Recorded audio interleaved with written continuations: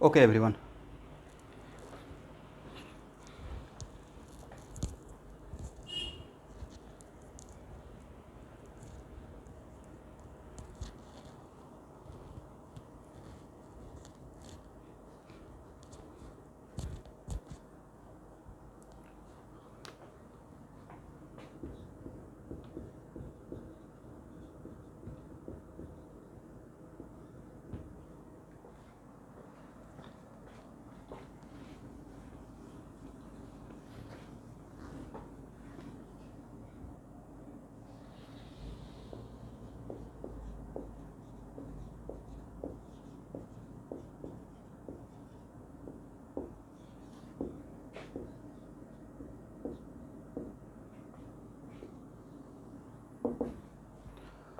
Nomenclature of geometrical isomer. तो geometrical isomer में student nomenclature करने का दो मेथड है। उसे फर्स्ट मेथड है जो आप लोग में से बहुत लोग जानते होंगे, सिस trans nomenclature. Correct.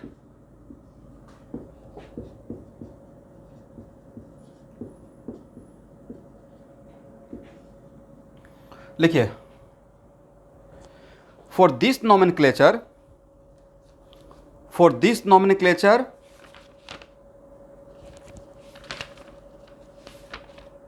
yes,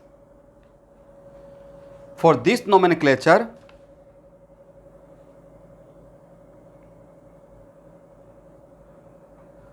both double bonded carbon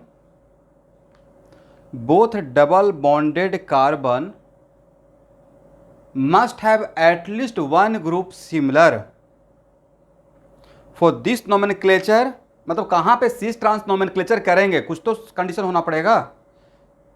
for this nomenclature both double bonded carbon must have at least one group similar.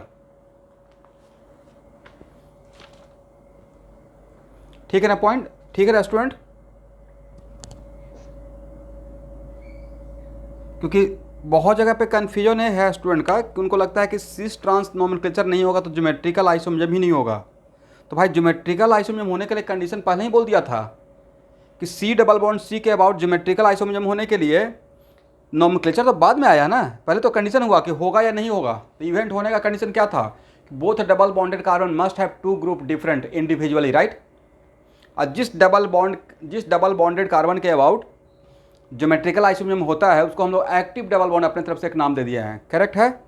अब उसमें बात आया कि अगर होगा तो नाम क्या होगा। जैसे स्ट्रक्चरल में आइसोमर हो रहा था नाम क्या क्या था, तो उसको बाइफर्केट किए, इसको चेन आइसोमर बोलेंगे, इसको मेटामर्स बोलेंगे, इसको पोजिशनल बोलेंगे। वैसे ही है, अगर होगा तो नाम क्या होगा। तो उसमें वन ऑफ द मेथड है सिस ट्रांस नोमेनक्लेचर। इसका होने का कंडीशन क्या है? तो भाई cis trans nomenclature geometrical isomer का नाम है, तो इसका मतलब है वो double bond active double bond रहेगा। ये लिखवाने का यहाँ पर रिक्वायरमेंट है ही नहीं, राइट। लेकिन कंडीशन है both double bonded carbon must have at least one group similar. इसी में सेकंड पॉइंट लिखिए, if similar group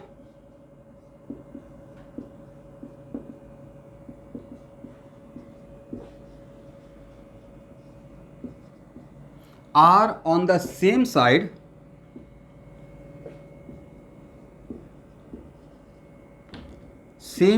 of double bond,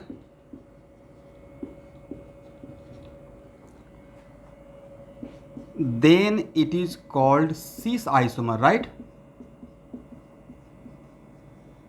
Then it is called cis isomer. And if similar group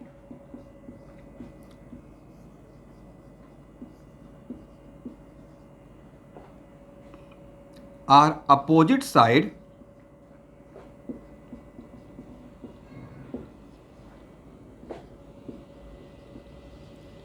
about double bond,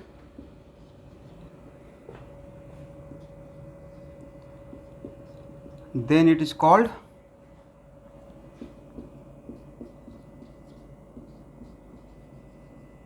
trans isomer. 12th board का result आज निकल गया है, अभी result निकलना बाकी है। किसका? मतलब सेवा बोर्ड का।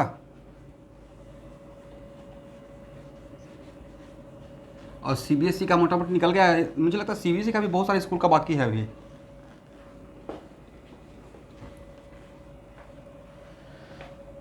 ओके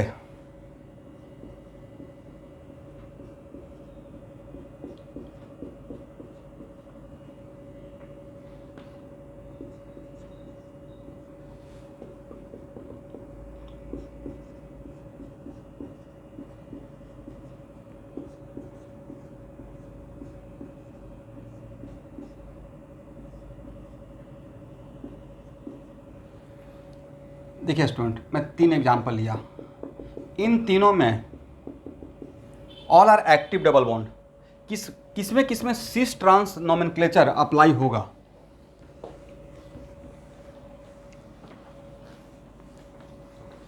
क्या यहाँ पे सिस ट्रांस नोमेनक्लेचर एप्लीकेबल है? तो sir both double bonded carbon के पास एटलीस्ट 1 ग्रुप सिमिलर होना चाहिए था, लेकिन यहाँ पे तो इसके पास H है, इसके पास, यहाँ तो दोनों का दोनों ग्रुप सिमिलर हो गया, राइट। अब मुझे सिर्फ एक चाहिए था, इसका मतलब यहाँ पे बिल्कुल होगा, करेक्ट ना। यहाँ पे सर इसके पास H और मिथाइल है, इसके पास H और ब्रोमीन है, उसमें एक तो सिमिलर हो गया H, राइट। सर यहाँ भी होगा। कौन सा नोमेनक्लेचर? हम लोग सिस ज्योमेट्रिकल आइसोमर तो हो ही रहा है, बट हम लोग सिस ट्रांस मेथड का बात कर रहे हैं। होगा यहाँ पे इसके अबाउट सिस ट्रांस नोमेनक्लेचर होगा या नहीं होगा? दूसरा क्वेश्चन, ज्योमेट्रिकल आइसोमर होगा या नहीं होगा?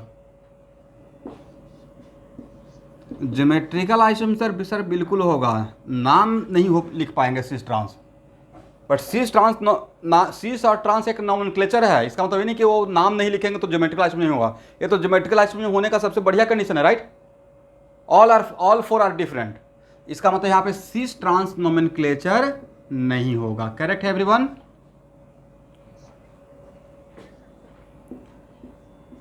और भाई जहां पे सिस ट्रांस नोमेनक्लेचर नहीं होगा तो नाम नहीं लिखने से ऐसा तो नहीं कि आइसोमर नहीं होगा। तो वहाँ पे जहाँ पे सिस ट्रांस फेल कर जाता है तो वहाँ पे ज्योमेट्रिकल आइसोमर का नाम लिखने के लिए एक और मेथड डेवलप किया गया है, जिसका नाम है E&Z। उसको थोड़ा देर के बाद लेकर आता हूँ, ठीक है।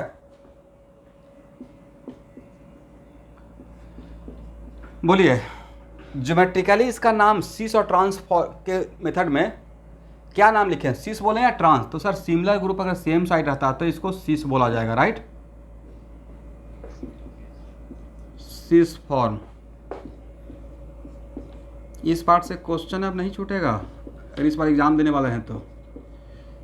मेरे दिमाग में तो सिर्फ स्ट्रक्चरल तक ही था, ये मैं कुछ बच्चों के लिए बोल रहा हूँ, स्टूडेंट 12th के रेगुलर स्टूडेंट इस बात को सुनकर छोड़ दीजिएगा, क्योंकि इनके लिए दिमाग में था कि स्ट्रक्चर पढ़ा के छोड़ देंगे, लेकिन फिर पता नहीं क्यों मुझे आया कि सब कुछ पढ़ा देते हैं आइसोमर में।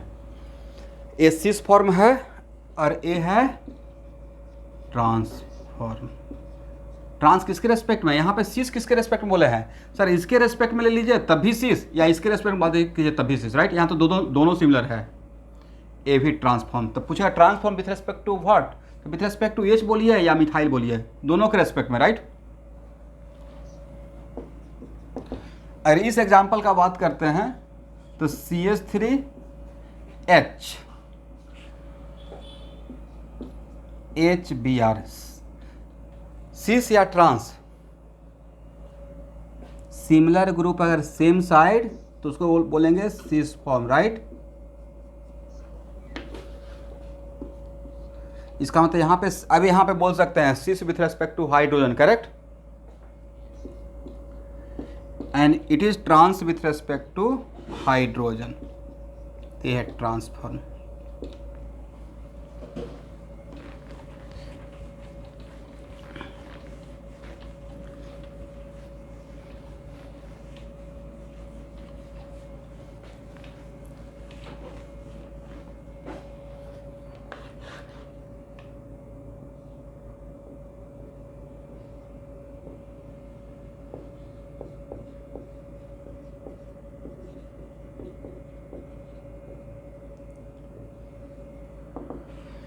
तो बोलिए, अगर सिस और ट्रांस नोमेनक्लेचर का मेथड ही अगर बिल्कुल सूटेबल रहता, हर जगह वैलिड रहता, तो कोई दूसरा मेथड डेवलप नहीं करते।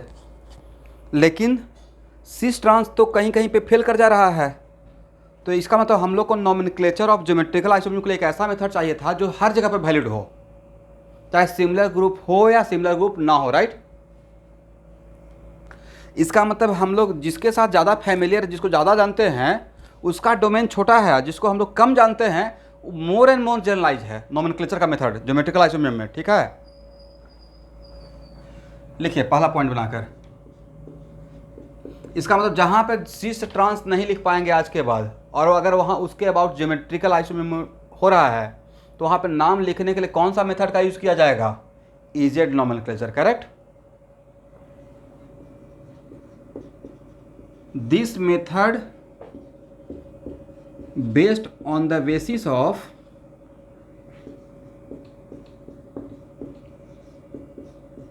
प्रायोरिटी ऑफ ग्रुप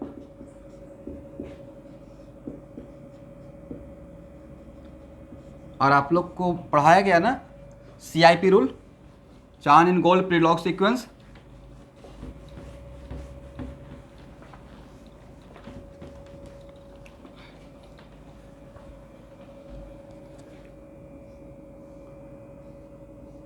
तो मैं लैंग्वेज दे दूंगा, पहले समझ लीजिएगा। तो स्टूडेंट यहाँ पे जो दो ग्रुप है, ग्रुप A और ग्रुप B, और यहाँ पे दो ग्रुप है M और N, और मैं ये नहीं बोल रहा हूँ कि जहाँ पे बिल्कुल ऑल फोर आर डिफरेंट रहेगा तभी इजेड होगा, पहले चीज़ों को समझ लीजिएगा। तो आपको इस मेथड में करना क्या है कि A और B में, आप A और B में कंपेयर तो कर पाएंगे ना, किसका प्रायोरिटी ज़्यादा है किसका कम है। तो किसके बीच में कंपेयर करना है? A और B का अलग से कंपेयर करना है, M और N का अलग से कंपेयर करना है। It is very important to note that दोनों डबल बॉन्डेड कार्बन का हाई, इसमें दो ग्रुप है तो डैम श्योर एक हाई प्रायोरिटी का रहेगा, एक लो प्रायोरिटी का रहेगा।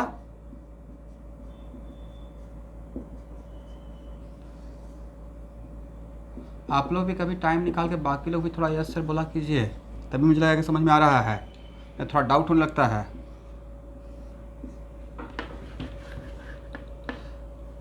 क्या कीजिएगा, जब तक क्लास है तभी तक कष्ट है, क्लास ख़त्म तो सारा कष्ट ख़त्म। प्रायोरिटी पढ़ लीजिए भाई जब तक मौका मिलता है। हम लोग अभी तक अफसोस करते हैं कि अख्तर सर से कुछ और पढ़ लेते फिजिक्स, और बढ़िया रैंक आ जाता।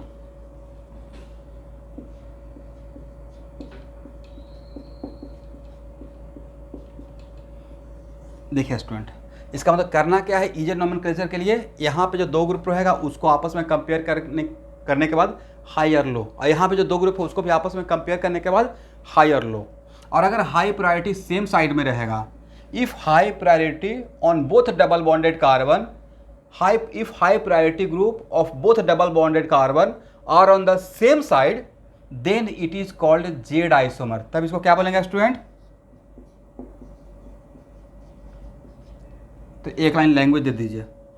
If higher priority group on both double bonded carbon, if higher priority group on both double bonded carbon are on the same side, then it is called Z isomer, then it is called Z isomer।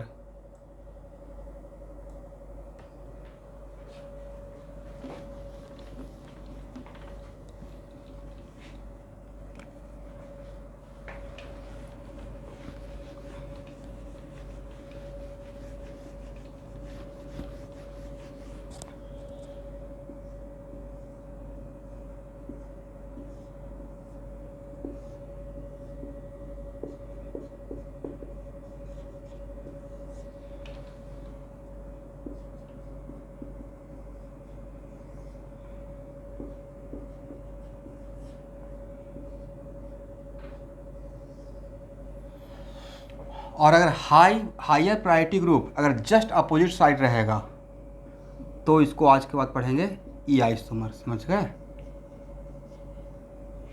इसका मतलब if higher priority group, if higher priority group are just opposite side about double bond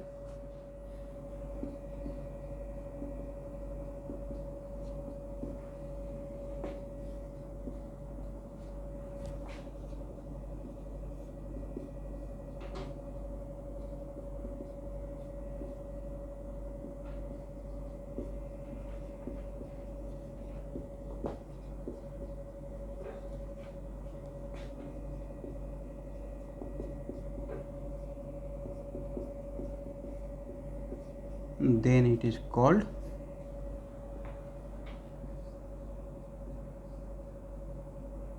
E isomer.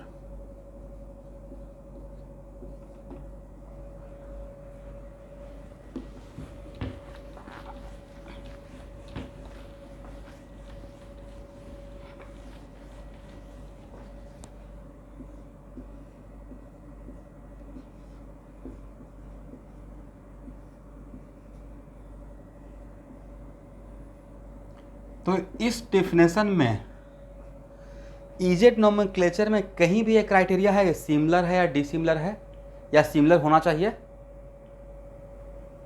No. ये सिस है या trans है? Sir ये तो सिस है, right? Okay. और इन दोनों में किसका प्रायोरिटी ज़्यादा? तो सर इस ओके, इन दोनों में किसका प्रायोरिटी ज़्यादा? तो यहाँ पे इजेड नोमेनक्लेचर, इसमें सिस तो हो गया, बट इजेड कंपलसरी कि एक नाम रहेगा तो दूसरा नाम नहीं बोल सकते हैं। सिस और ई और जेड के फॉर्म में इसका नाम क्या, कौन सा फॉर्म है? ई फॉर्म या जेड फॉर्म? जेड आइसोमर, समझ गए? इसका मतलब सर यहाँ जहाँ पे सिस ट्रांस होगा वहाँ पे इजेड भी हो सकता है, राइट?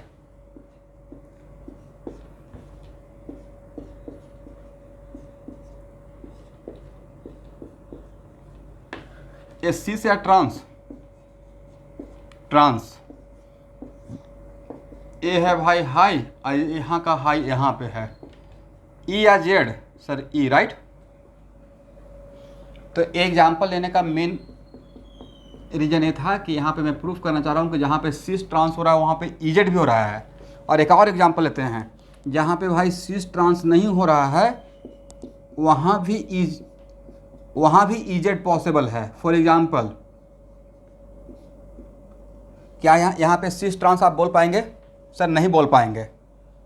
बट व्हाट अबाउट ई और जेड? सर ये तो पक्का बोल पाएंगे, राइट? CH3 और H में किसका प्रायोरिटी ज़्यादा?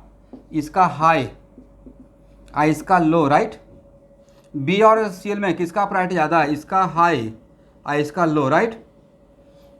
तो सिस ट्रांस नहीं बोल सकते हैं, लेकिन आपके पास एक नाम लिखने का एक और मेथड अवेलेबल है। इसको ई बोले या जेड? Z isomer.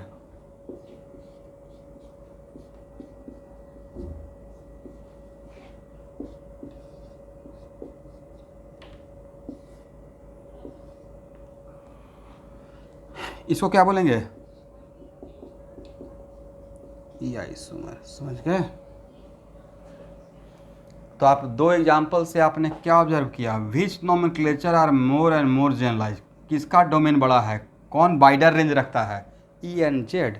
जहाँ पे सिस ट्रांस होगा वहाँ भी इजेड हो सकता है, और जहाँ से पे सिस ट्रांस नहीं होगा वहाँ भी इजेड हो सकता है, राइट? इसका मतलब cis E Z nomenclature are more superior with respect to cis trans. एक लाइन लिख लीजिए तारीफ में, E Z nomenclature are more superior with respect to cis trans, right?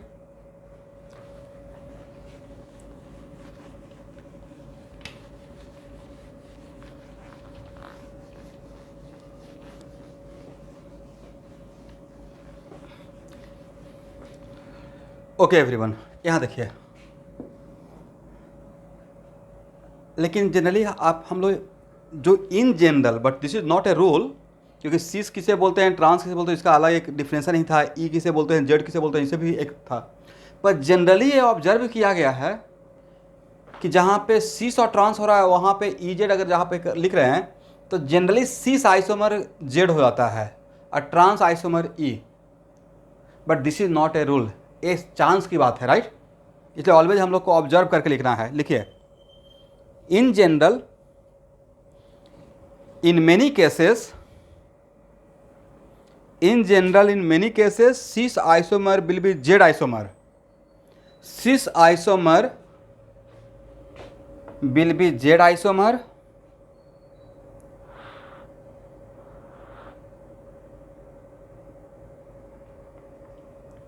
and trans isomer will be E isomer, but this is not a rule.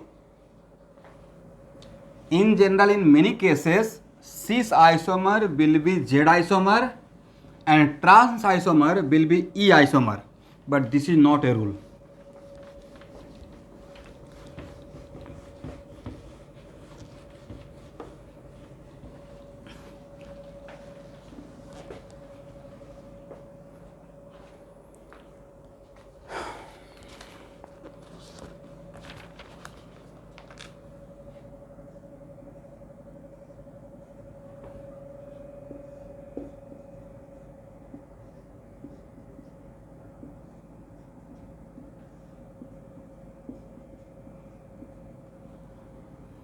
यहाँ देखिए, S या trans ई है या जेड है, ध्यान से देखिए तो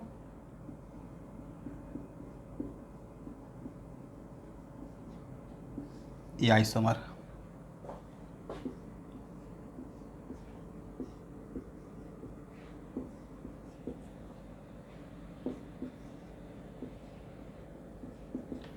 सीस या ट्रांस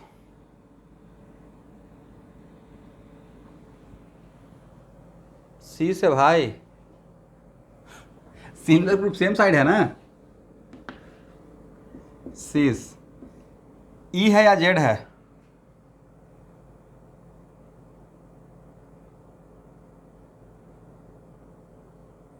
ई है,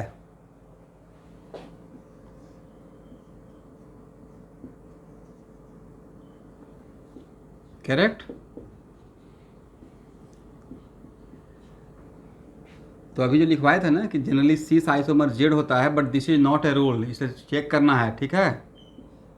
इसके लिए बढ़िया एग्जांपल आपके सामने रख दिया है। यहाँ पे ट्रांस है, वो भी ई है, यहाँ पर सीस होते हुए भी ई है, right.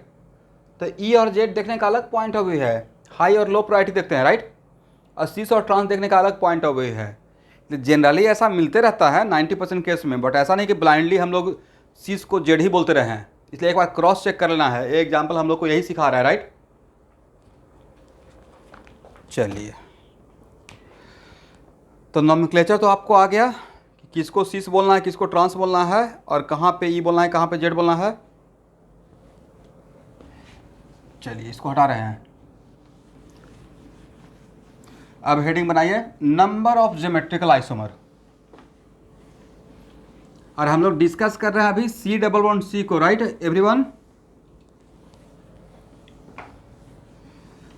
Multiple bond, open chain में मल्टीपल बॉन्ड कब आउट होता है, तो मल्टीपल बॉन्ड को दो कैटेगरी में डिवाइड कर दिया, डबल बॉन्ड और ट्रिपल बॉन्ड। डबल बॉन्ड में बहुत सारा डबल बॉन्ड था, अभी हम लोग सिर्फ सी डबल बॉन्ड सी के बारे में बात कर रहा हूँ।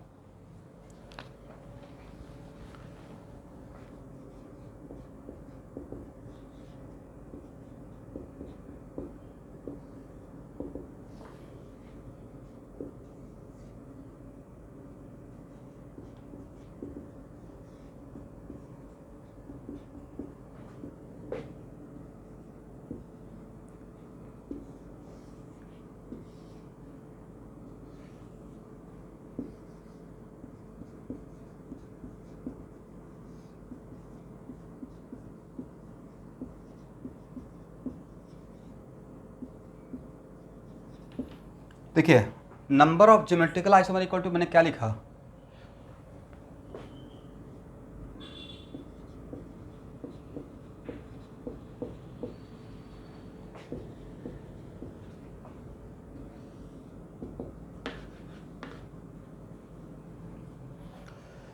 तो number of geometrical isomer equal to the power n, where n is number of active double bond. n क्या है, number of active double bond.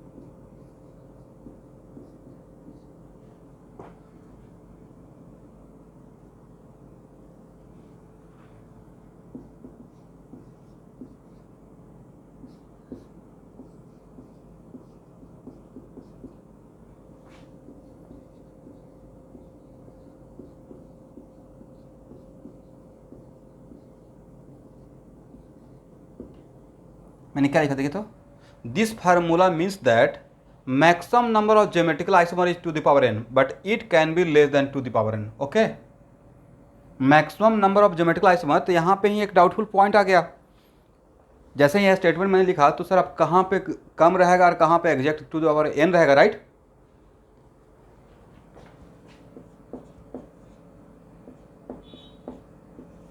Case first बनाइए। नॉमेनक्लेचर करने में पेरेंट चेन का नंबरिंग करना पड़ता है, पता है कि नहीं? If numbering of parent chain is not possible from both side then number of geometrical isomer equal to 2 the power n। Correct है ना? अगर नंबरिंग ऑफ पेरेंट चेन दोनों तरफ से पॉसिबल नहीं है तो उस केस में number of geometrical isomer 2 the power n के बराबर रहेगा, जहां पे n क्या है, नंबर ऑफ डबल बॉन्ड या number of active double bond? Number of active double bond समझ रहे हैं ना, जिसके अबाउट ज्योमेट्रिकल आइसोमर होगा। ओके, यहां तक आइए।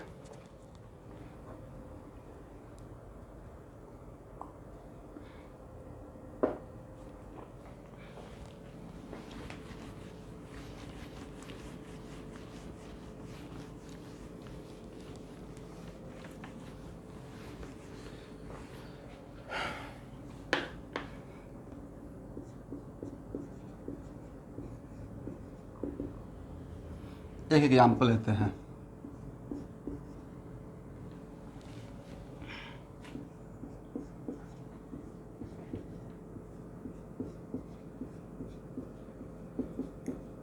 एवरीवन देखिए, तो यहाँ पे नंबरिंग दोनों तरफ से पॉसिबल है। For writing the IUPAC name of this compound is possible the numbering of parent chain from both side.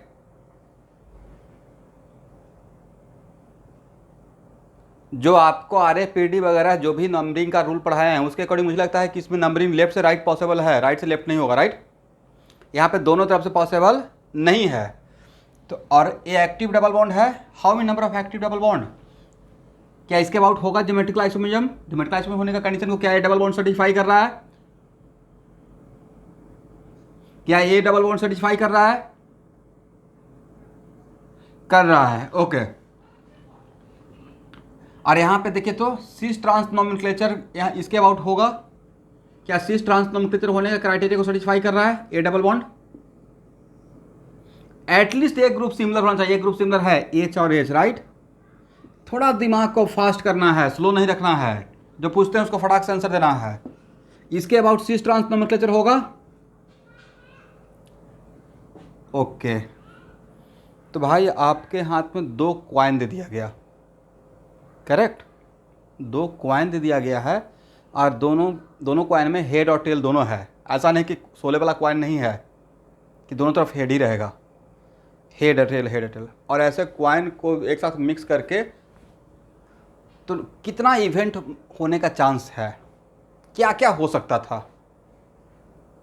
Sir head head, tail tail, head tail, tail head. 4 से ज़्यादा इवेंट कर पाते?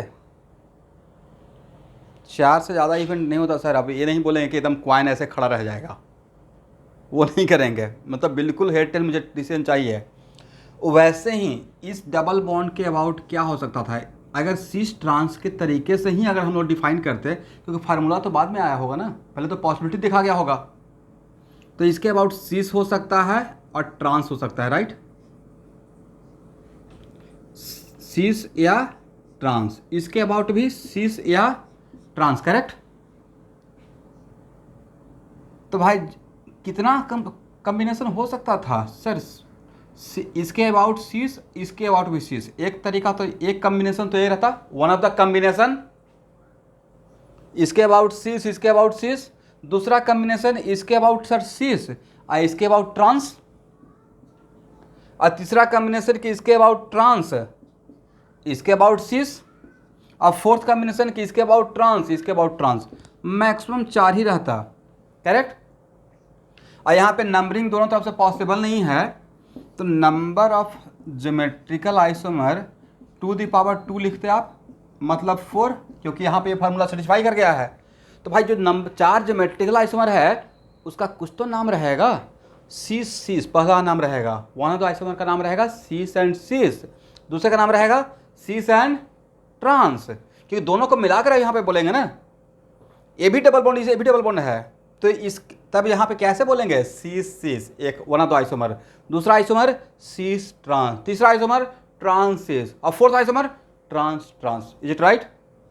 तो ये जो 4 था भाई, वो 4 का नाम था ये सीस सीस, समझे स्टूडेंट?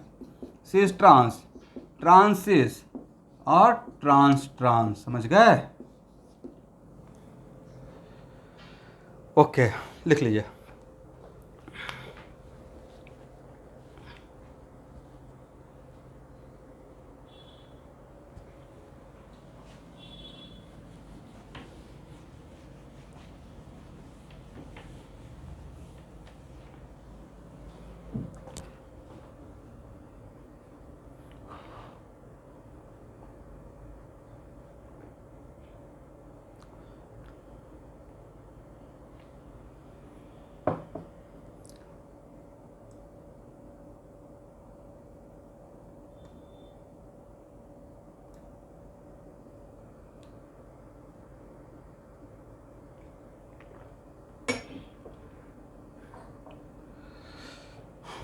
इसको हटाया जाए।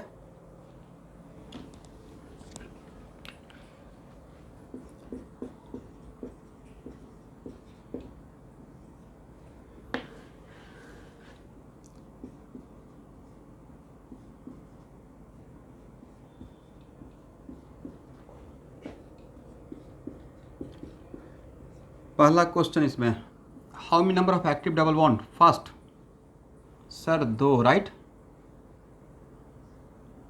Both are active double bond. क्या is it numbering possible from both side? Sir इस केस में numbering is possible from both side, correct?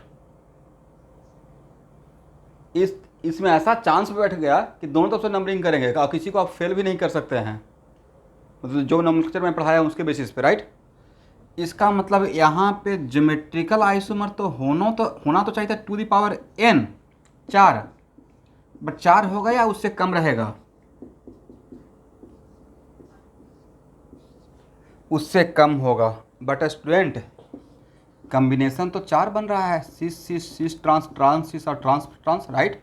यहाँ भी तो 4 कॉम्बिनेशन बनेगा, सिस सिस सिस ट्रांस ट्रांस सिस और ट्रांस ट्रांस।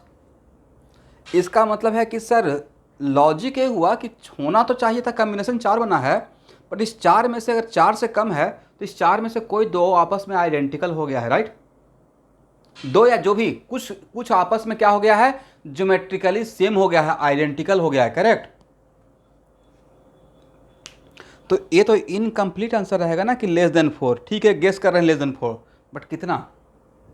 तो उसके लिए मैं एक बहुत बढ़िया एक मेथड बता रहा हूँ, और एटलीस्ट एक फार्मूला भी दे दूंगा कि एग्जैक्ट कितना होगा।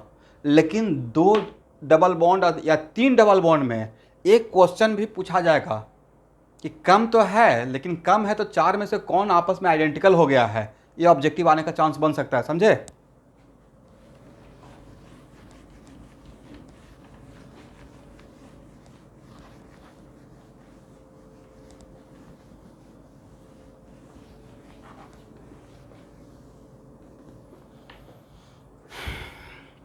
तो क्या इस केस को हम लोग पॉइंट बना लिए थे क्या, कि if numbering is possible from both side then number of geometrical isomer less than two the power n? Point बना लिया है ना? ओके।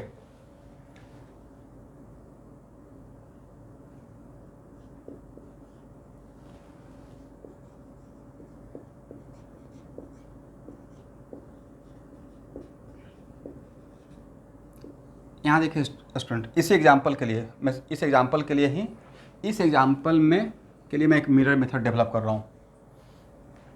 तो मिरर मेथड से क्या होता है? तो सर मिरर मेथड कहाँ पे अप्लाई होगा? तो पहला तो है कि मिरर मेथड जहाँ पे नंबरिंग दोनों तरफ से पॉसिबल है, राइट?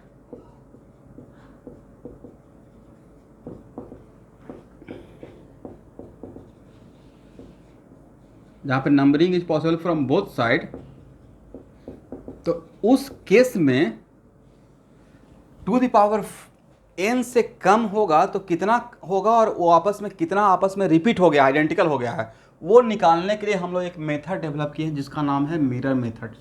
ठीक है, और उसमें जितना भी कॉम्बिनेशन बनता है मिरर मेथड से हम लोग निकालते हैं कौन आपस में रिपीटेड है। तो जितना भी कॉम्बिनेशन, उस एग्जांपल के लिए जितना भी कॉम्बिनेशन है सारे कॉम्बिनेशन को ऐसे लिख देना होता है। Correct everyone? और इसको ऑब्जेक्ट मान लीजिए और इसको इमेज। अब ये देखिए, मुझे पता है कि सी का मिरर इमेज लेंगे प्लेन मिरर में तो ऐसे नज़र आएगा, राइट? बट वो काम नहीं करना है, यहाँ पे स्पेशल टाइप का मिरर है, बस डिस्टेंस वाला फैक्टर से देखना है। यहाँ पे सीस और सीस है तो यहाँ भी इसका इमेज क्या बोलेंगे, सीस एंड सीस, राइट?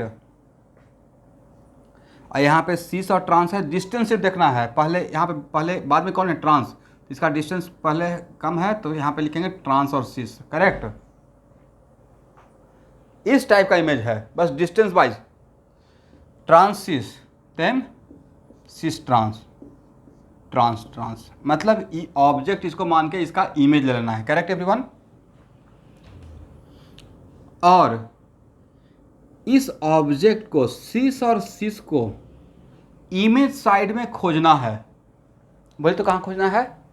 सीस और सीस को इमेज साइड में खोजना है, लेकिन उसको सर्च करने का तरीका है कि उसको सामने नहीं देखना है और ऊपर नहीं जाना है। कहाँ नहीं देखना है और कहाँ नहीं जाना है? सामने नहीं देखना है और जिसको भी खोज रहे हैं इमेज साइड में उसको बिल्कुल उसके सामने नहीं देखना है और ऊपर नहीं जाना है, और नीचे में देख सर्च करना है।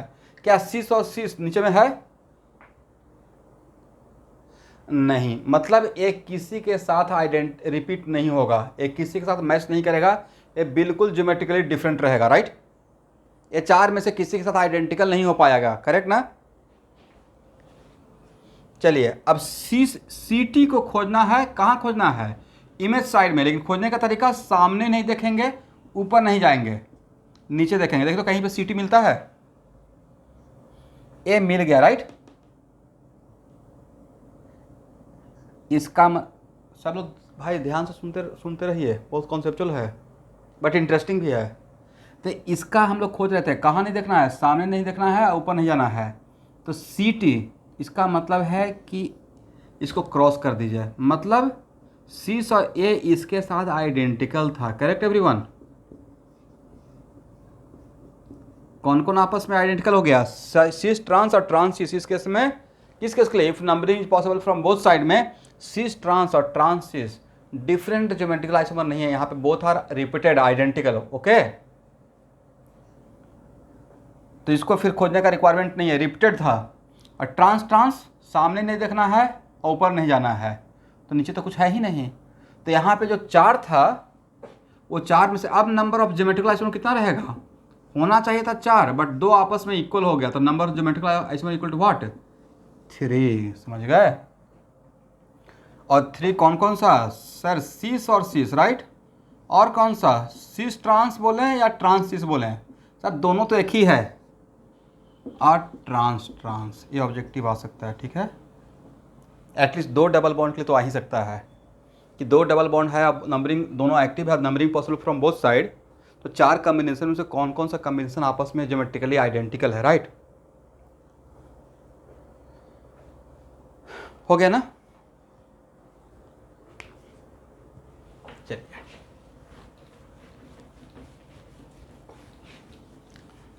अब नेक्स्ट दिमाग में आ रहा है कि सर 2 डबल बॉन्ड तक तो हम लोग मिरर इमेज कर लेंगे क्योंकि मैक्सिमम 4 कॉम्बिनेशन होता है, लेकिन 5 डबल बॉन्ड रहेगा तब तो बहुत ज़्यादा कॉम्बिनेशन हो जाएगा, परम्यूटेशन कॉम्बिनेशन, राइट? तो उसके लिए स्टूडेंट आप लोग को फार्मूला दे देंगे total number of geometrical isomer निकालने के लिए। करेक्ट? चलिए,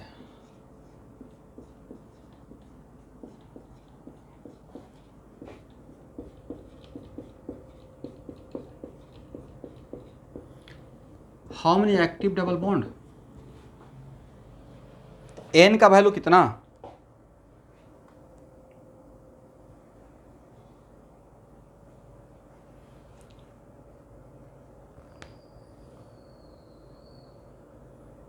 भाई आप लोग से फास्ट तो 11th क्लास का बच्चा रिप्लाई कर देता है। क्या प्रॉब्लम है आप लोग को? नहीं क्लास करने का मन है, क्लास छोड़ देता हूँ। क्लास करना है तो बिल्कुल रिप्लाई कीजिए। क्रैश कोर्स के बच्चों को तो और फास्ट रिप्लाई करना पड़ेगा। आपको तो ऑन द एज लाइफ है, 1 महीना अभी भी नहीं बचा है, राइट? सिर्फ क्लास करना है इसलिए क्लास कर रहे हैं या रिस्पॉन्स करने के लिए क्लास कर रहे हैं? पढ़ने के लिए कर रहे हैं ना? देन क्या प्रॉब्लम है रिप्लाई करने में?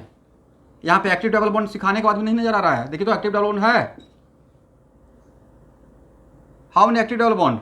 1 2 3। इतना बात बोलने में आपको 5 मिनट लग गया। क्या numbering possible from both side है? Is it numbering is possible from both side? इस तरफ से अगर नंबरिंग करते हैं तो डबल बॉन्ड डबल बॉन्ड पे पहले हम लोग अप्लाई करते हैं पोजीशन। कितना पे डबल बॉन्ड है? 2 1 2 3 4 2 4 1 2 3 4 5 6 2 4 6 from this side. What is position of double bond? 2 4 6, correct? तो सर इस केस में तो उपाय ही नहीं है, किसी तरफ से कर दीजिए, एक ही नाम रहेगा, राइट? यही तो आपको बार बार बता रहे थे। इसका मतलब सर यहाँ पे तो क्या इस केस में ज्योमेट्रिकल आइसोमर, ऐसे तो फार्मूला 2 दी पावर n है, मतलब 2 दी पावर 3 होना चाहिए था 8, बट 8 होगा या लेस देन 8 रहेगा? Less than 8। तो लेस देन 8 में एक्चुअली लेस देन 8 होगा तो कितना होगा? या जो 8 बनेगा जो कम्बिनेशन, मैक्सिमम कम्बिनेशन तो 8 ही बन सकता था, 8 से ज़्यादा नहीं बन सकता था। वजह सर एक बार चेक कर लेते हैं कम्बिनेशन 8 कैसे बनेगा।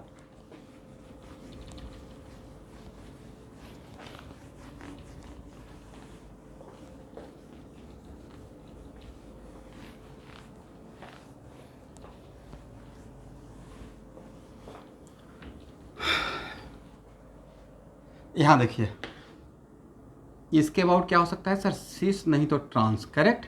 इसके अबाउट भी क्या हो सकता है? सिस नहीं तो ट्रांस। इसके अबाउट क्या हो सकता है? सिस नहीं तो ट्रांस, राइट? तो देखिए पहला कॉम्बिनेशन सिस सिस सिस, ये तो सब लोग लिख लेंगे। 2 मैं हेल्प कर देता हूँ, बाकी आप लोग लिखिए। सिस सिस सिस और ट्रांस ट्रांस ट्रांस, बाकी क्या होगा? लिख पाएंगे? ठीक है, ट्राई कीजिए, डू इट फास्ट।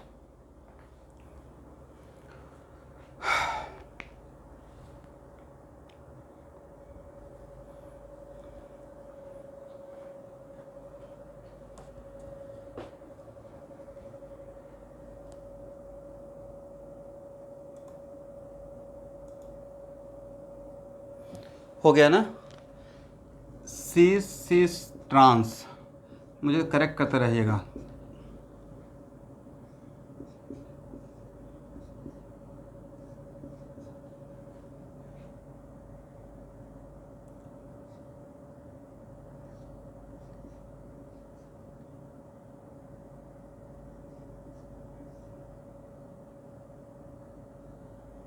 आ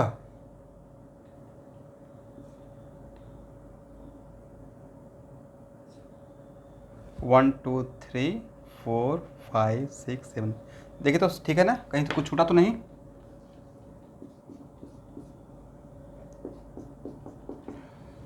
इसको क्या मानने के लिए बोले हैं एवरीवन? सर इसको ऑब्जेक्ट मानेंगे, इधर इसका क्या लेना है? Image, right?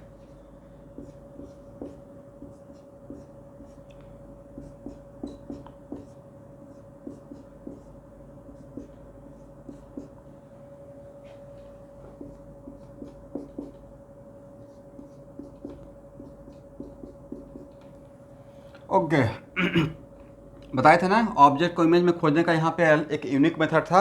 इसको देखना है, सामने नहीं देखना, खोजना है और ऊपर नहीं जाना है, राइट? मतलब ए किसी का रिपीट नहीं हुआ।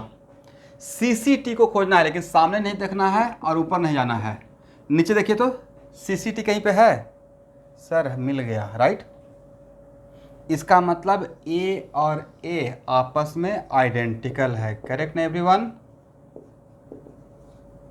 तो जो आइडेंटिकल है उसको क्रॉस कर देंगे, राइट? काउंटिंग के पॉइंट ऑफ व्यू से। फिर CTT को यहाँ नहीं देखना है और ऊपर नहीं जाना है। देखिए तो CTT कहीं पे है? सर मिल गया, राइट? ये है ना सी टी टी, इसका मतलब ए और ए आपस में आइडेंटिकल हो गया। सी टी सी यहाँ पे सामने नहीं देखना है और ऊपर भी नहीं जाना है। सी टी सी कहीं पे है सर? नहीं है, मतलब इसको सेलेक्ट करेंगे। टी सी टी कहीं पे है? इसको छोड़कर, सामने नहीं देखना है, ऊपर नहीं जाना है सर? नहीं है। इसका मतलब टोटल कितना हुआ? ज्योमेट्रिकल आइसोमर हो गया 6, करेक्ट। कौन कौन सा? सिस सिस सिस, और कौन सा? सिस सिस ट्रांस। लेकिन सिस सिस ट्रांस और कौन सा? ट्रांस सिस सिस आइडेंटिकल ही है, राइट। इन दोनों को मिलाकर एक काउंट करेंगे, करेक्ट ना। फिर सी टी टी और टी टी सी, इन दोनों को भी मिलाकर एक ही काउंट करेंगे। तो 1 2 3, और उसके बाद C T C, T C T, 1 2 3 4 5 और एक 6, total geometrical isomer equal to 6, right. तो भाई 3 डबल बॉन्ड तक तो सर हम लोग मिरर इमेज का हेल्प लेकर, तो मिरर इमेज का मेन एडवांटेज क्या है? मिरर इमेज का मेन एडवांटेज ये था कि आउट ऑफ 8 कौन कौन सा आपस में रिपीटेड है, आइडेंटिकल है, उसके लिए था, राइट। टोटल ज्योमेट्रिकल आइसोमर निकालने के लिए तो था ही। तो 2 डबल बॉन्ड और 3 डबल बॉन्ड जहाँ पे numbering is possible from both side student, तो वहाँ पे तो अब हम लोग को रटा गया, मेमोराइज हो गया। 2 एक्टिव डबल बॉन्ड और numbering possible from both side 3, right. और 3 double bond numbering possible from both side 6, correct. चलिए, लेकिन अगर 5 डबल बॉन्ड और numbering possible from both side, तो वहाँ पे फिर प्रॉब्लम हो जाएगा। तो उसके लिए हम लोग यहाँ पे अभी एक फार्मूला बनाएंगे। इसको लिख लिए, हटाएं यहाँ पे।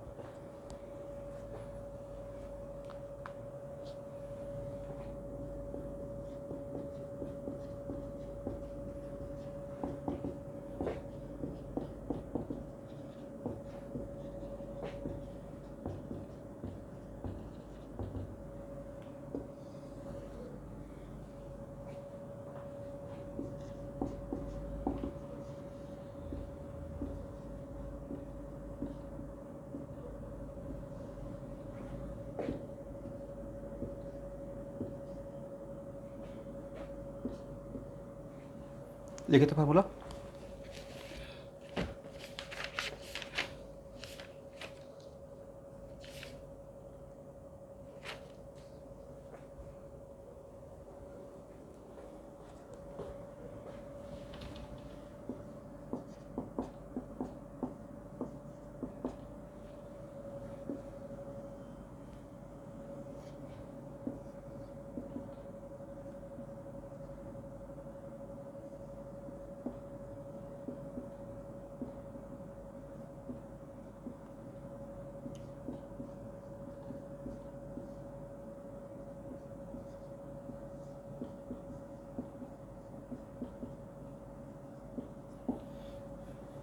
इस फार्मूला को रट जाइएगा। उस केस में number of geometrical isomer equal to the power n-1 plus 2 के पावर p-1। बियर p क्या है? n तो पता है, एक्टिव डबल, p है n/2 if n is even, p है n plus 1/2 if n is odd, correct.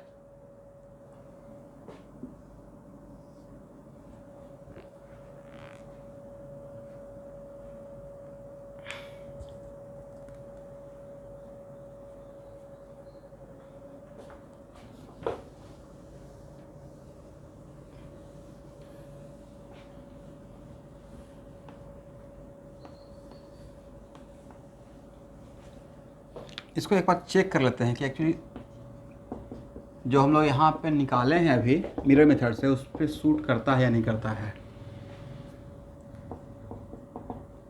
यहाँ पे n का वैल्यू 2 है, राइट। तो according to this formula geometrical isomer कितना होना चाहिए? 2 के पावर 2 माइनस 1 और प्लस 2 के पावर, यहाँ पे p का वैल्यू कितना होगा स्टूडेंट? 1 ना, तो 2 के पावर 1 माइनस 1, तो 2 के पावर 1 प्लस 2 के पावर 0, तो 2 के पावर 1 2 हो गया, 2 के पावर 0 1 0 1 हो गया, तो टोटल 3, और 3 हम लोग का आ भी रहा था, राइट? चलिए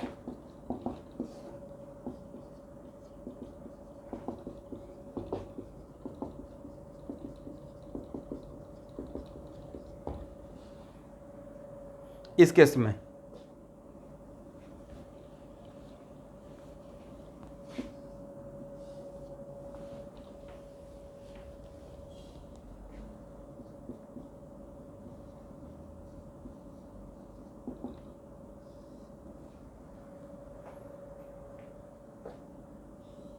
हो गया ना? इस केस के लिए n का वैल्यू, p का वैल्यू कितना रहेगा? तो सर इस केस में n प्लस 1/2 करना पड़ेगा, राइट? 3 प्लस 1/2 मतलब कितना? 2। तब number of geometrical isomer equal to 2 के पावर 3 माइनस 1 और प्लस 2 के power 2 minus 1, is it right? तो 2 कितना हो जाएगा? 2 के पावर 2 और प्लस 2 के पावर 1, मतलब 4 प्लस 2 इक्वल टू 6। हम लोग को 6 आ भी रहा था, मतलब फार्मूला सही है, राइट? Please memorise it. चलिए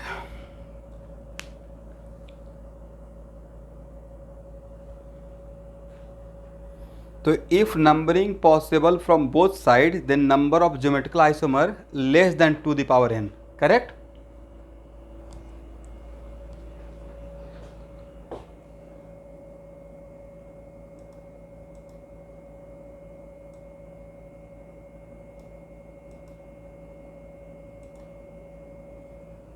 इसको हटाएं।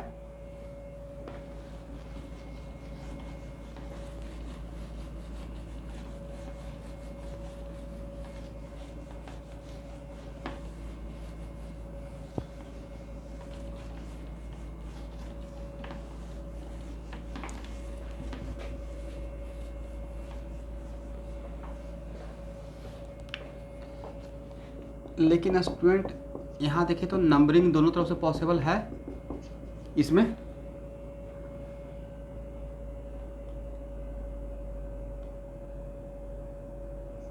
तो number of geometrical isomer maximum कितना होगा? 2 के पावर 1 मतलब 2, तो ज्योमेट्रिकल आइसोमर 2 से कम 1,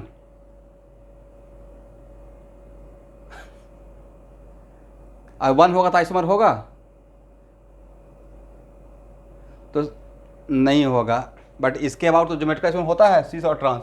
तो एक्चुअल में number of geometrical isomer less than 2 the power n if numbering is possible from both side, वहाँ पे n पे कंडीशन था n should be greater than 1 के लिए वो बात था, समझे? वो जो फार्मूला मैंने बोला है कि number of geometrical isomer less than 2 the power n, वहाँ पे n का वैल्यू क्या रहना चाहिए? n should be greater than 1 के लिए वो मैंने बात लिखवाया था। ऐसा नहीं कि यहाँ पे अप्लाई कर दीजिए, तो यहाँ तो 2 होता ही है, 2 से कम 1 तब तो ज्योमेट्रिकल आइसोमर ही नहीं होगा। 2 से कम 1 मतलब ज्योमेट्रिकल आइसोमर नहीं हो रहा है, राइट? तो प्लीज़ जहाँ पे भी नंबर ऑफ ज्योमेट्रिकल आइसोमरिज्म या geometrical isomer less than 2 the power n लिखे हैं, वहाँ पे n पे कंडीशन डालिए n should be greater than 1 के लिए वो मेरा स्टेटमेंट था, राइट? या जितना भी मिरर इमेज था। तो यहाँ पे ज्योमेट्रिकल आइसोमर 2 होगा, करेक्ट ना? लेस देन 2 मत कर दीजिएगा।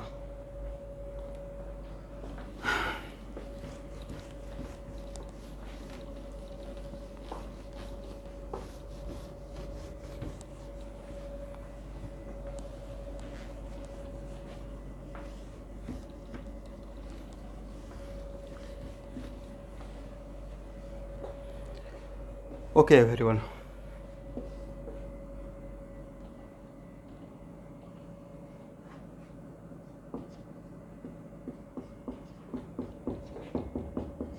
देखिए जनरली स्टूडेंट लोग से मिस्टेक क्या होता है कि वो इस फार्मूला से तो वाकिफ रहते हैं कि number of geometrical isomer equal to the power n, but n को नंबर ऑफ डबल बॉन्ड ही मानते रहते हैं, ठीक है?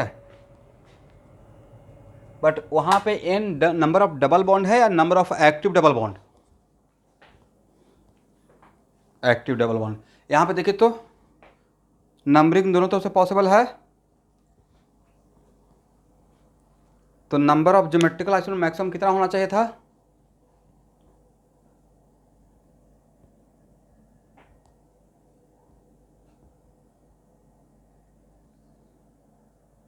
मैक्सिमम कितना होना चाहिए था?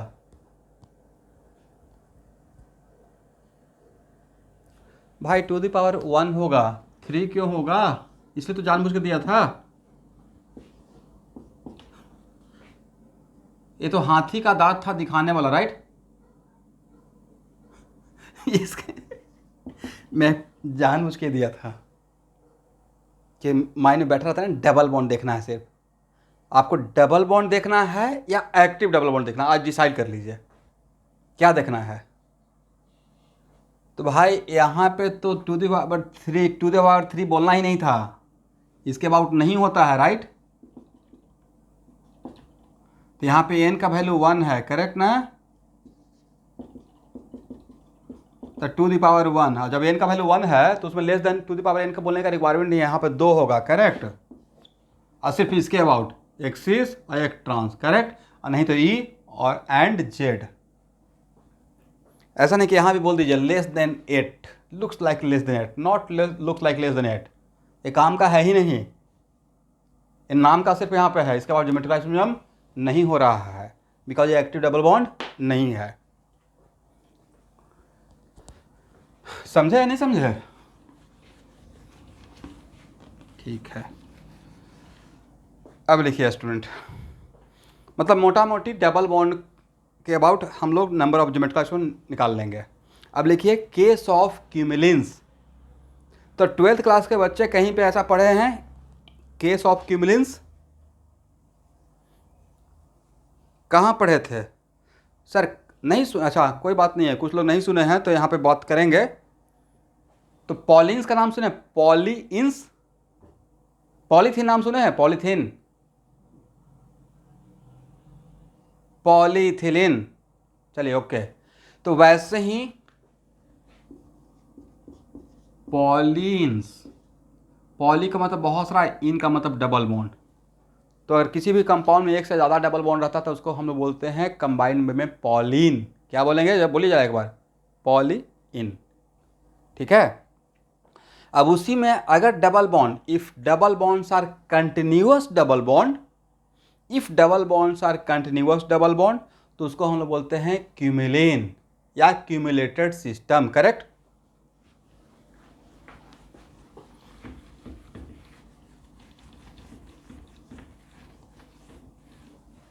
तो अब मेरा हेडिंग रहेगा ज्योमेट्रिकल आइसोमिज्म अबाउट क्यूमुलेन,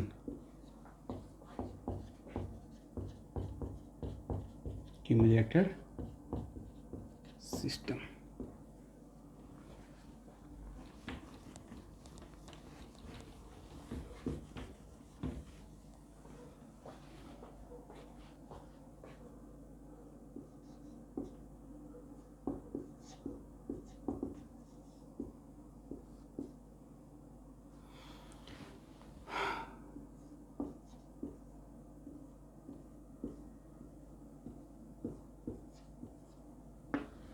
तो देखिए स्टूडेंट, इसको क्यूमुलेंस बोलेंगे या नहीं बोलेंगे? If number of double bond are continuous, मतलब double bond double bond double bond double bond, तो उसको बोलते हैं क्यूमुलेंस, ओके? क्यूमिन नहीं, cumulenes, cumulated system, right? Okay. और इसमें जो कुछ क्रैशकोर्स के बच्चे हैं वो अभी के लिए मेरे ऊपर ट्रस्ट कीजिए, नो नीड टू प्रूफ का रिक्वायरमेंट नहीं है, बट बिना प्रूफ के लिए सबके लिए, खासकर 12th क्लास के बच्चों के लिए ज़्यादा इंपॉर्टेंट है। यहाँ देखिए, ये मेरा हथेली है, ठीक है? मतलब मेरा एक प्लेन है, this is the plane, correct? और इस प्लेन में मैं कोई एक पॉइंट को फिक्स कर दिया। प्लेन में, in a given plane there is a point which is already fixed, मतलब उसको वेरी नहीं करूँगा। और उस प्लेन के रेस्पेक्ट में अगर दो बॉन्ड है और एक सिमेट्रिकली एबव है और सिमेट्रिकली बिलो है, तो आप लोग देख पा रहे हैं, देख पा रहे हैं ना? ओके। और प्लेन के उस पॉइंट से इसका डिस्टेंस और प्लेन के उस पॉइंट से नीचे वाला का डिस्टेंस डिफरेंट रहेगा या सेम डिस्टेंस? Same distance. ऐसा ही कुछ प्रेजेंटेशन तो बेच प्रेजेंटेशन में आया था। हाइब्रिडाइजेशन जब sp3 पढ़ा रहे होंगे तो बेच प्रेजेंटेशन भी थोड़ा पढ़ाए होंगे, ठीक है? ओके। तो 2 मिनट क्लास 12 न्यू बैच। पक्का मैंने क्यूमुलेंस में प्लेनरिटी पढ़ाया होगा और ये रेजोनेंस डीकेसी में प्रॉब्लम भी है, करेक्ट? और वहाँ पे लिखवाया था कि if number of continuous double bond are even तो मॉलिक्यूल नॉन प्लेनार होता है। क्या होता है? Non planar, correct? तो भाई इसका रिप्रेजेंटेशन यहाँ देखिए, इसको अब दोबारा यहाँ पे प्रूफ नहीं करूँगा।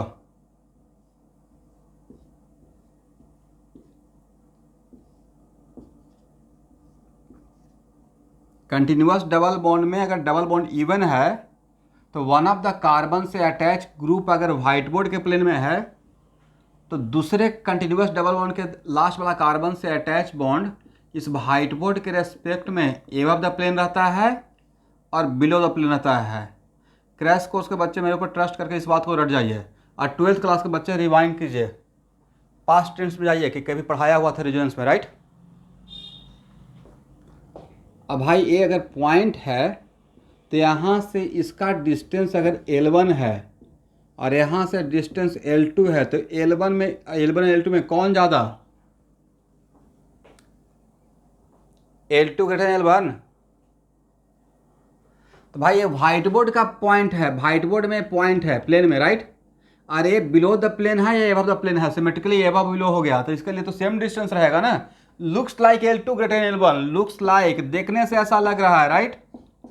But actually L1 equal to L2, is it right? यहां लिख दीजिए।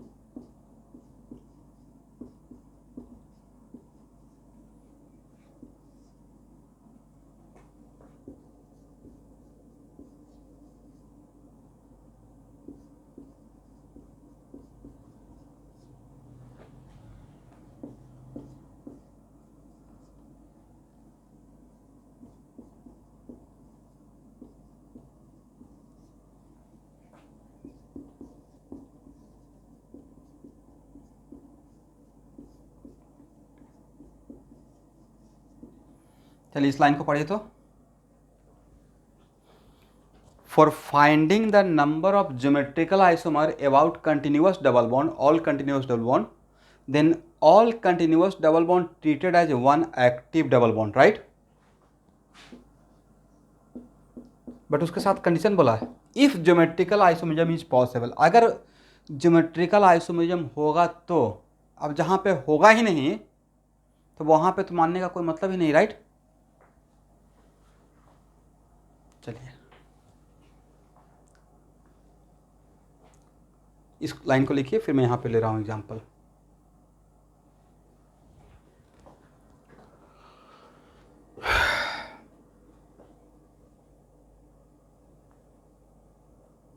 हो गया एवरीवन? फॉर फाइंडिंग, मैं पढ़ देता हूँ। For finding the number of geometrical isomer about continuous double bond, correct.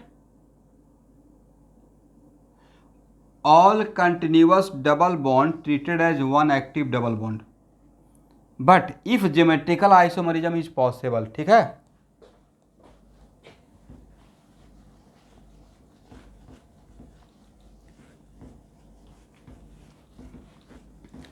अब it is very important to note that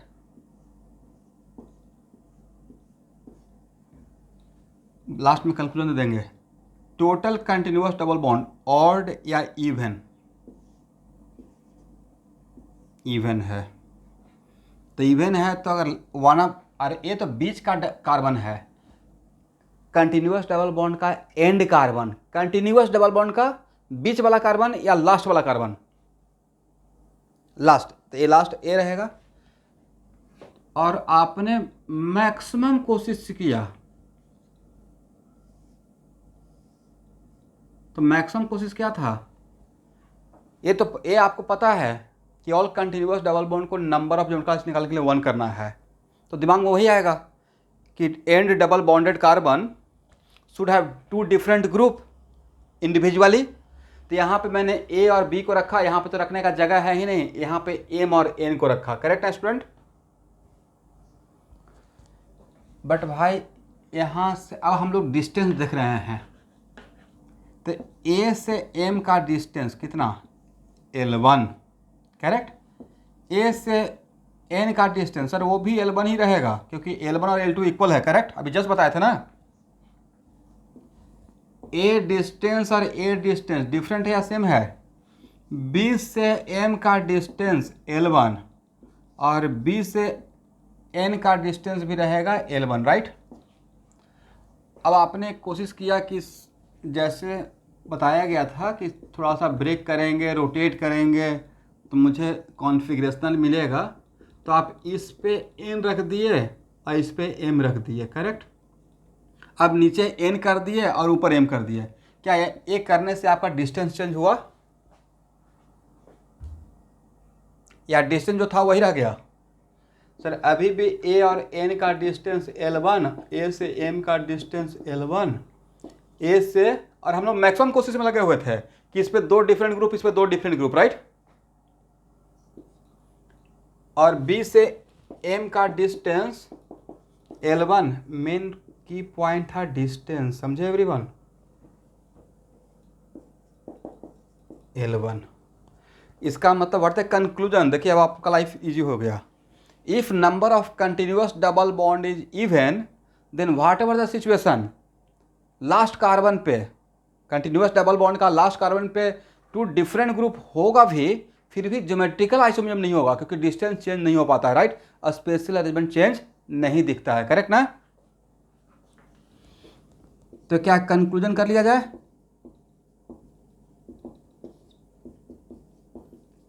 if number of continuous double bond is even then no geometrical isomerism about this continuous double bond।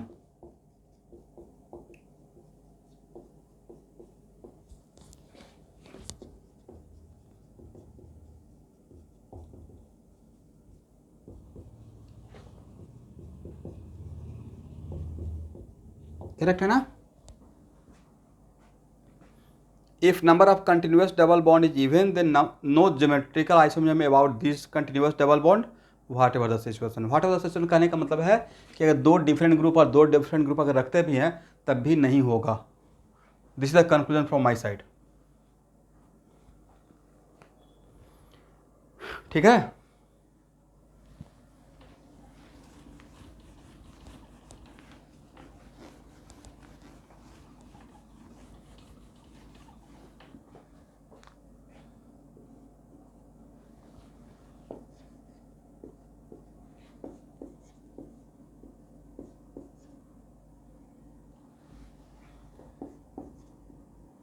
अब लिखिए एक और point बनाइए।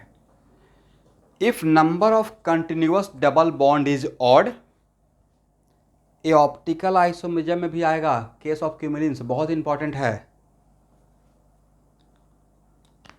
If number of continuous double bond is odd, if number of continuous double bond is odd, then geometrical isomerism about these continuous double bond, then geometrical isomerism about these continuous double bond is possible provided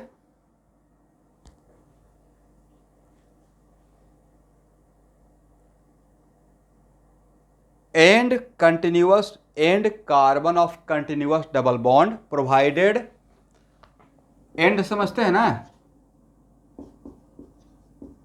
carbon of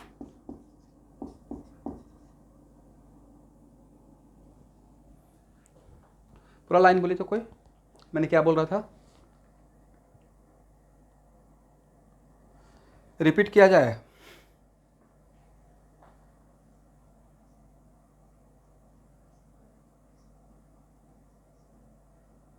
provided end carbon of double bond, provided end carbon of continuous double bond should have two different group individually, should have two different group individually। Continuous double bond का बीच वाला carbon नहीं, last वाला carbon को and carbon बोल रहा हूं, right.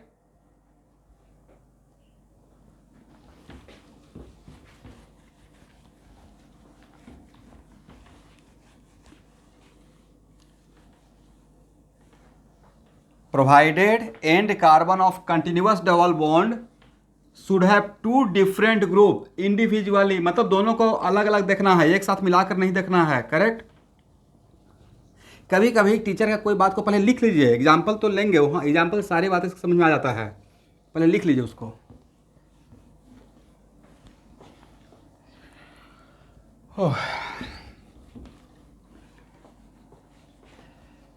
Class 12 का student, अभी एक क्लास आज और है ना, वर्क ऑफ एनर्जी का, छोड़िएगा नहीं क्लास, दोबारा नहीं डिस्कस करूँगा, दोबारा फिर राकेश सर का वर्क ऑफ एनर्जी का मूवी ही देखते रहिएगा, फिर वहाँ पे पूछने का चांस ही नहीं है, यहाँ पे तो डिस्कस होता है कि टाइम इज़ वेरी लेस, उसी कैलकुलेटेड टाइम में,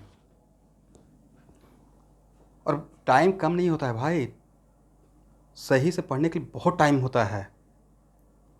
किसी दिन अगर मैं पढ़ाने का कुछ सोचता नहीं, आज मन से बहुत क्लास लेना है, बहुत टाइम है।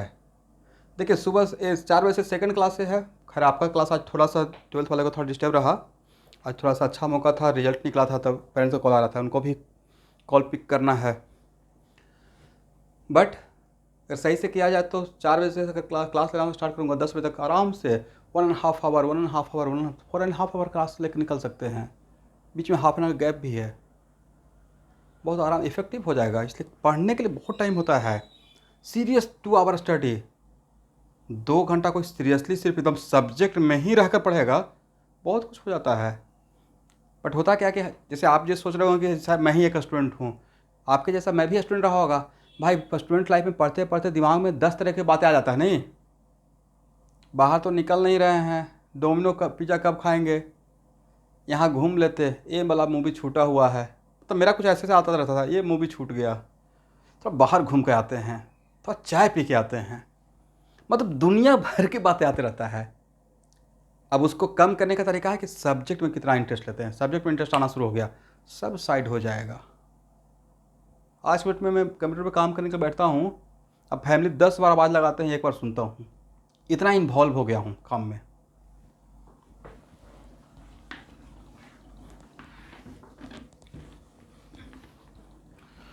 ओके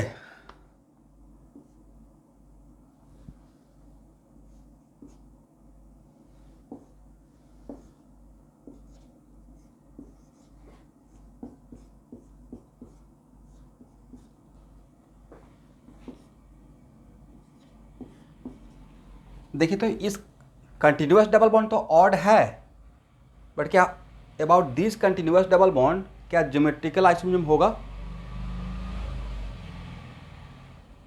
नहीं होगा। वजह तो एक 12th क्लास में पढ़ाया था कि कंटिन्यूस डबल बॉन्ड अगर ऑड रहता है तो लास्ट कार्बन से अटैच ग्रुप सेम प्लेन में होता है, जिस जो यहाँ का अगर H और Cl व्हाइट बोर्ड में है तो यहाँ का भी H और H व्हाइट बोर्ड में होगा, राइट। तो दैट्स वाई ए, और इस केस में यहाँ से यहाँ तक का डिस्टेंस ए रेक्टेंगल है भाई, रेक्टेंगल है, ठीक है, या ऊपर नीचे नहीं है यहाँ का। तो ए डिस्टेंस रेक्टेंगल का साइड हो गया, ए डिस्टेंस रेक्टेंगल का डायगोनल। तो यहाँ पे L2 ग्रेटर देन L1 है, डिफरेंट डिफरेंट है, करेक्ट। बट फिर भी यहाँ पे ज्योमेट्रिकल आइसोमोर्फिज्म नहीं होगा। वजह आप यहाँ पे डिस्टेंस देखेंगे ना, तो एच से एच और एच के बीच में कितना टाइप का डिस्टेंस, जहाँ चेक करके देख लीजिए, दो टाइप का डिस्टेंस, एक L1 एक L2, राइट। और Cl और H के बीच में कितना टाइप का डिस्टेंस, यहाँ भी दो टाइप का डिस्टेंस, L1 और L2, यही तो करेक्ट है। अब आप कोशिश करने के बाद अगर एक काम कर भी दिए, H और Cl को ऊपर और H को नीचे, अब यहाँ पे फिर से क्या करेंगे, H और H के बीच में डिस्टेंस देखेंगे, सर वही तो दो डिस्टेंस मिलेगा, L1 L2। और Cl और H का देखेंगे, फिर से दो वही डिस्टेंस मिला जो वहाँ मिला हुआ था, कोई नया थर्ड L3 नाम का डिस्टेंस मिला या L1 L2 ही है। दिस इज द वजह कि कंटिन्यूअस डबल बॉन्ड अगर ऑड है तो होने का चांस तो है, but end carbon must have two different group individually, समझे। तो यहाँ पे इसके वजह से नहीं, इसके वजह से नहीं हुआ, करेक्ट। तो यहाँ पे ज्योमेट्रिकल आइसोमोर्फिज्म नहीं होगा, करेक्ट ना। यहाँ तक आइए फर्स्ट।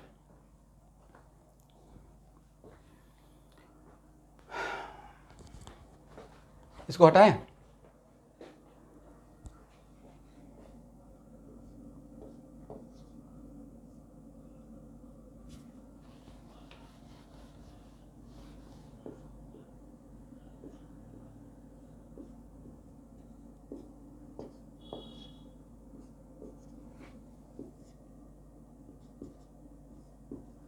यहाँ पे होगा या नहीं होगा इस एग्जांपल में,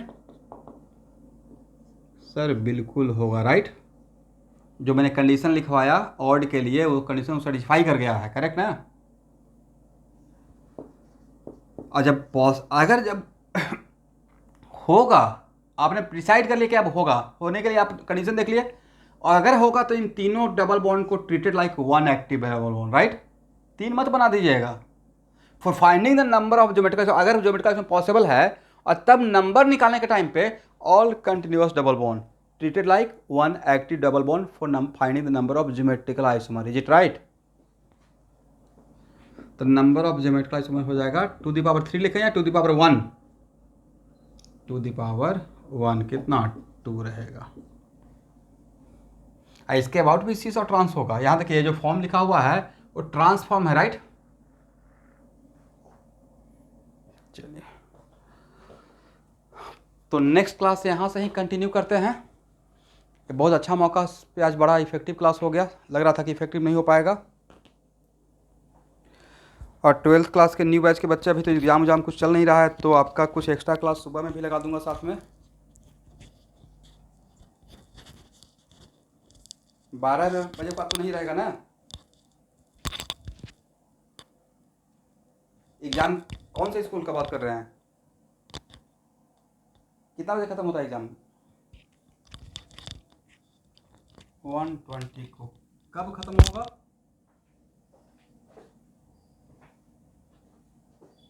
कितना दिन एग्जाम चलेगा, कितना पेपर होता है, कितना दिन एग्जाम चलेगा।